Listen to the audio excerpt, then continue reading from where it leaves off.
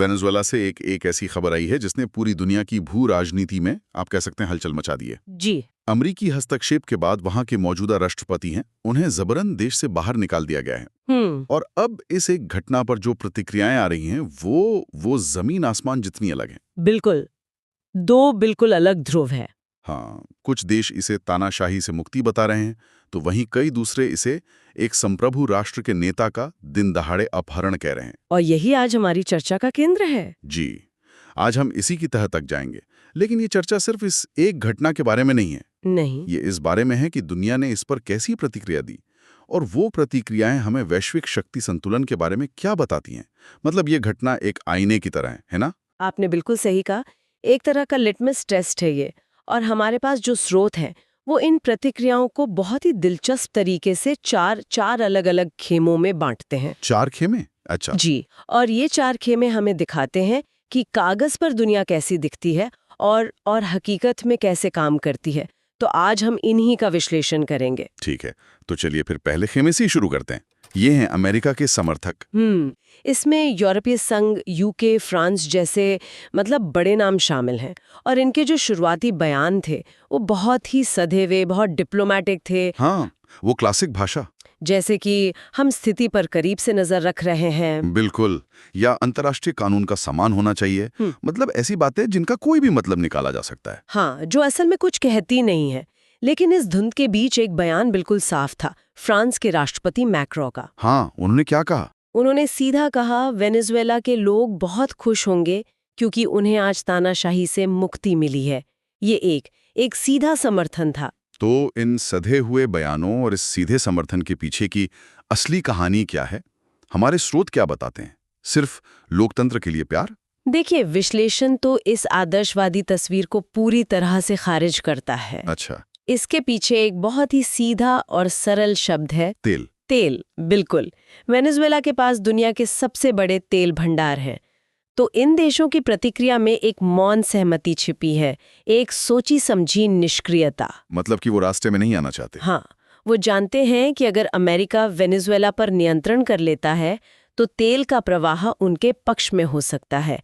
तो ये अंतर्राष्ट्रीय कानून का सम्मान वाली बात, वो एक दिखावा ज्यादा है। तो एक तरफ ये देश हैं जो अमेरिका के साथ खड़े हैं, चाहे दबे छुपे तरीके से ही सही, लेकिन क्या सब चुप थे? किसी ने खुलकर विरोध नहीं किया? नहीं, आवाजें तो उठी, और काफी जोर शोर से उठी। और यहीं से हमारा दूसरा खेमा सामने आता है। कौन सा? मुखर पर शक्तिहीन विरोधी।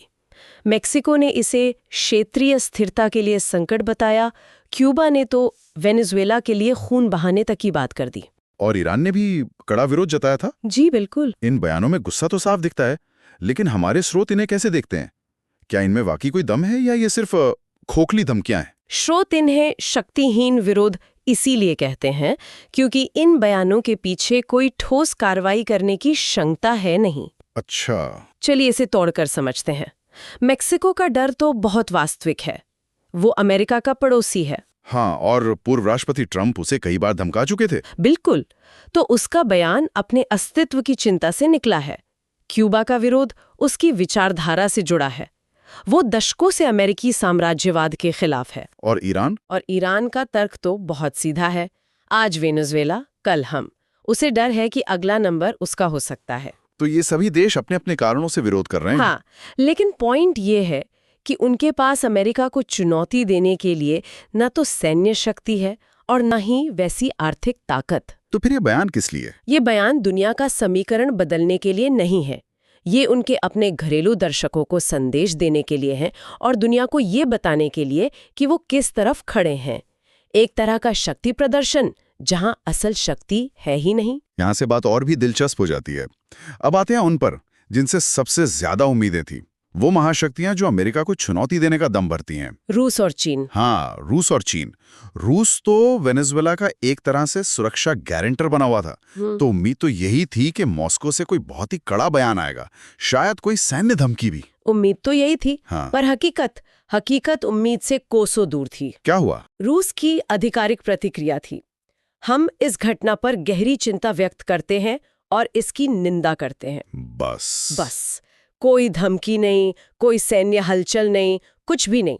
और यहीं पर विश्लेषण एक बहुत चुभने वाला सवाल पूछता है, सब कुछ ठीक है, पर धमकी कहाँ है? तो ये सवाल हमें कहाँ ले जाता है? रूस इतना चुप क्यों रहा? स्रोत क्या वजह बताते हैं? हाँ, वो दो बहुत ही गंभीर संभावनाएं सामने रखते हैं। पहली तो ये कि रूस अब उतना शक्तिशाली नहीं रहा जितना दुनिया उसे समझती है। उसकी अर्थव्यवस्था डामाडोल है और शायद उसके पास अमेरिका से सीधे टकराने की हिम्मत या संसाधन ही नहीं है। और दूसरी संभावना? दूसरी संभावना और भी ज्यादा चिंताजनक है। वो ये कि कहीं पर्दे के पीछे यूक्रेन को लेकर अमेरिका और रूस के बीच कोई गुप्त सौदा तो नहीं हो गया। मतलब कि अमेरिका यूक्रेन में दखल नहीं देगा और बदले में रूस लैटिन अमेरिका में चुप रहेगा। अगर ऐसा है तो इसका मतलब है कि वेनेजुएला की संप्रभुता एक बड़ी शतरंज की बिसात पर एक मोहरा बनकर रह गई। ये सोचना ही अजीब है। खैर, रूस की कहानी तो ये थी। अब चीन की बात करते हैं। संयुक्त राष्ट्र सुरक्षा परिषद का स्थायी सदस्य, वीटो पावर, उनके पास तो एक बहुत बड़ा और असरदार हथियार था। बिल्कुल। उन्होंने क्या किया? उन्होंने वो किया जो वो हमेशा करते हैं, एक बहुत ही सुरक्षित और प्रिडिक्टेबल बयान जारी किया। मतलब वो यूएनएससी की आपातकालीन बैठक बुला सकते थे, अमेरिका के खिलाफ प्रस्ताव ला सकते थे, पर उन्होंने कुछ नहीं किया। उनका बयान इतना घिसा पिटा था कि हमारे स्रोत ने मजाक में लिखा है कि इस बयान को तो कोई एआई भी लिख सकता था। लेकिन चीन ऐसा क्यों करेगा? वो तो अमेरिका का सबसे बड़ा आर्थिक प्रतिद्वंद्वी है। जी, ये तो उसके लिए एक मौका था, अमेरिका को अंतर्राष्ट्रीय मंच पर घेरने का। यहीं पर चीन की रणनीति समझ में आती है। चीन एक आर्थिक महाशक्ति है, लेकिन वो अभी भी राजनीतिक और सैन्य महाशक्ति बनने की प्रक्रिया में है। अच्छा। तो विश्लेषण ये बताता है कि चीन इस मोड़ पर अमेरिका के साथ सीधे टकराव का जोखिम नहीं लेना चाहता। उसके लिए अपने आर्थिक हित किसी भी भू-राजनीतिक टकराव से ज्यादा जरूरी है। वो एक लंबा खेल खेल रहा है। और इस खेल में उसने चुप रहना बेहतर समझा। बिल्कुल, चुपचाप बैठकर तमाशा देखना। तो हमने समर्थकों को देखा, शक्तिहीन विरोधियों को परखा और निराश करने वाली महाशक्तियों का भी आकलन कर लिया। अब आते हैं चौथे और शायद सबसे महत्वपूर्ण खेमे पर, वो जिनकी चुप्पी ने सबसे ज्यादा सवाल उठाए। हाँ, और इसमें सबसे बड़ा नाम है भारत का। बिल्कुल, दुनिया की सबसे बड़ी आबादी, सबसे बड़ा लोकतंत्र और खुद को विश्व गुरु के रूप में प्रस्तुत करने वाला देश। लेकिन इस पूरी घटना पर भारत सरकार की तरफ से एक भी आधिकारिक बयान नहीं आया। सिर्फ एक एडवाइजरी जारी हुई जिसमें वेनेजुएला में रहने वाले भारतीय नागरिकों के लिए एक हेल्पलाइन नंबर दिया गया था, बस। इस चुप्पी को हमारे स्रोत किस तरह से देखते हैं? क्या ये भारत की पुरानी गुट निरपेक्षता की नीति है? नहीं, विश्लेषण इसे गुट निरपेक्षता नहीं बल्कि एक कमजोर और दिशाहीन विदेश नीति के तौर पर देखता है। ऐसा क्यों? तर्क ये है कि भारत को अमेरिका या वेनेजुएला का पक्ष लेने की जरूरत नहीं थी, लेकिन भारत संयुक्त राष्ट्र चार्टर के सिद्धांतों का समर्थन तो कर ही सकता था, है ना? हाँ, ये तो कह ही सकता था कि किसी देश की संप्रभुता का सम्मान होना चाहिए। बिल्कुल, ऐसा करके वो किसी का पक्ष लिए बिना एक सिद्धांत पर खड़ा होता। लेकिन पूरी तरह से चुप रहकर भारत ने विश्व मंच पर एक अहम भूमिका निभाने का मौका गंवा दिया। और भारत की तो बात हो गई, लेकिन उस संस्था का क्या जिसे इन सिद्धांतों का सबसे बड़ा रखवाला माना जाता है, खुद संयुक्त राष्ट्र? संयुक्त राष्ट्र की प्रतिक्रिया भी उतनी ही निराशाजनक थी। महासचिव एंटोनियो गुटेरेस ने एक बयान जारी किया जिसमें गहरी चिंता जताई गई और सभी पक्षों से बातचीत के जरिए हल निकालने का आग्रह किया गया। ये तो लगभग वैसा ही बयान है जैसा रूस या चीन ने दिया था। हाँ, और इसीलिए स्रोत इस पर एक बहुत तीखी टिप्पणी करता है।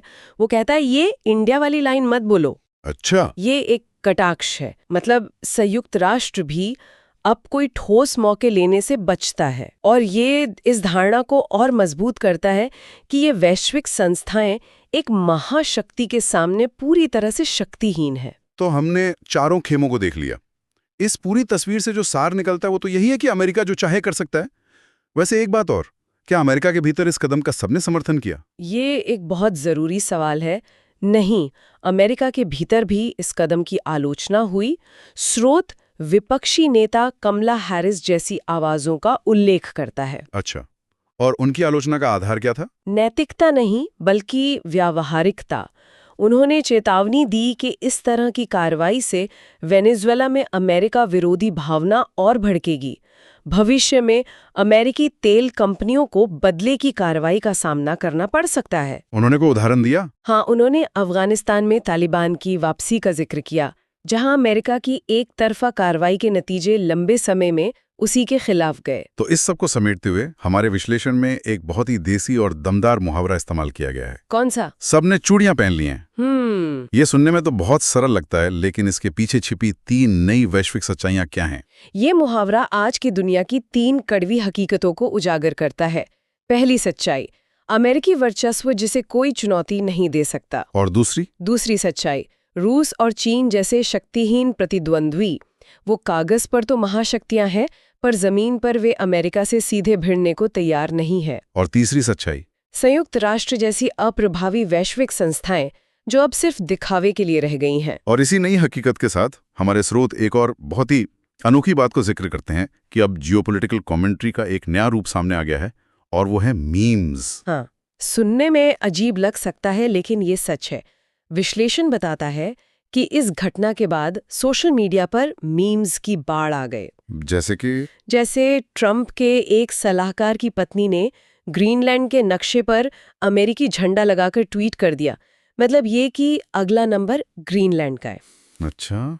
या एक और मीम वायरल हुआ जिसमें ईरान के सर्वोच्च नेता को अमेरिकी सैनिक पकड़ कर ले जा रहे थे।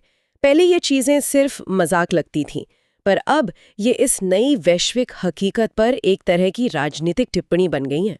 तो वेनेजुएला की एक घटना से शुरू हुई हमारी ये बातचीत वैश्विक शक्ति संरचना के गहरे विश्लेषण तक पहुंच गई है। जी, हमने समर्थकों के स्वार्थ को देखा, विरोधियों की बेबसी को समझा और महाशक्तियों की निराशाजनक चुप्पी का आकलन भी किया। तो इन सभी स्रोतों का केंद्रीय विषय क्या है? विषय यही है कि राष्ट्र जो कहते हैं और जो वो असल में कर सकते हैं या करना चाहते हैं, उसके बीच एक बहुत गहरी खाई है। ऐसा लगता है कि अंतर्राष्ट्रीय कानून, नैतिकता, ये सब दुनिया के सबसे शक्तिशाली देश की इच्छा के आगे झुक जाते हैं। स्रोत का अंतिम विचार बहुत मार्मिक और परेशान करने वाला है। क्या है? एक देश के राष्ट्रपति का अपहरण और दुनिया की खामोशी। और ये हमें एक बहुत ही विचारोत्तेजक प्रश्न के साथ छोड़ जाता है। ये सवाल इन स्रोतों पर ही आधारित है, लेकिन इसका उत्तर उनमें नहीं है। क्या सवाल है? अगर अंतर्राष्ट्रीय संस्थाएं और प्रतिद्वंदी महाशक्तियां किसी एक शक्ति पर अंकुश लगाने में असमर्थ या अनिच्छुक है, तो 21वीं सदी में ये अंकुश और संतुलन कहाँ से आएगा? क्या ये वैश्विक जनमत से आएगा, या आर्थिक नतीजों के डर से, या फिर किसी ऐसी ताकत से जिसकी हम अभी कल्पना भी नहीं कर सकते?